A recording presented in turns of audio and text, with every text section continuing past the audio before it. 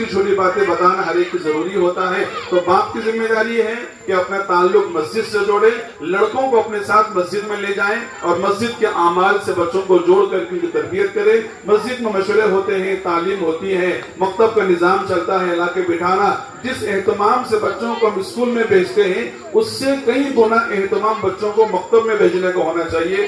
ان کا نظام صحیح ہو, ان کا نصاب تو ماشاءاللہ مسجد کے حوالے ہوتا ہے, لیکن بچوں میں کپڑے صاف ہونا چاہیے, بچوں کے جو ہے دانت صاف ہونے چاہیے, ان کے ناخن کترے ہوئے ہونا چاہیے, ان کا مکتب کا لباس ہونا چاہیے. جیسا اسکول میں بچہ یونیفارم کے ساتھ جاتا ہے, بچہ مکتب میں یونیفارم کے ساتھ آئے گا تو ذہنی اعتبار سے تیار ہو کر آئے گا. بچوں کو ذہنی اعتبار سے تیار کرنا ضروری ہے. تو ذہنی اعتبار سے کب تیار ہوگا؟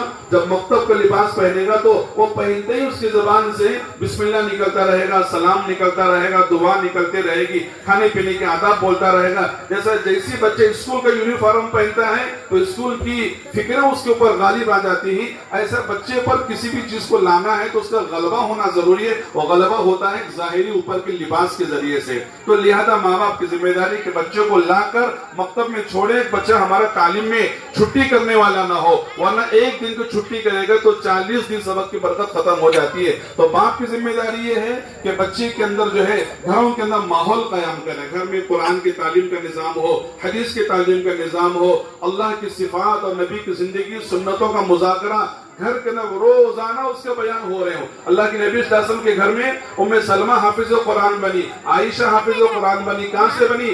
نبی گھر میں آتے تھے تو عورتیں اپنے شوہر سے حضور پاک رسول سے قرآن سکھا کرتی تھی. تو ایسا ہمارے گھر میں بھی جتنا ہمیں آتا ہے موٹا موٹا گھر والوں کو دین سکھانا یہ مردوں کی ذمہ داری بنتی ہے. اس لیے اللہ سے دعا فرمائے کہ اللہ ہم تمام کو دین کے تینوں طبقات کو دین کی محنت قبول فرمائے. ماشاءاللہ ہمارے قابل مبارک ہے یہ ہمارے مینا مسجد کے جو ہے اور ان کے ہمارے مسجد جماعت کے ساتھی جنہوں نے بچوں کی تعلیم و تربیت کے لیے بہترین انتظام کیا. لیکن اتنے سارے بچے ہیں, ایک استاد ناکافی ہے. یہ ایک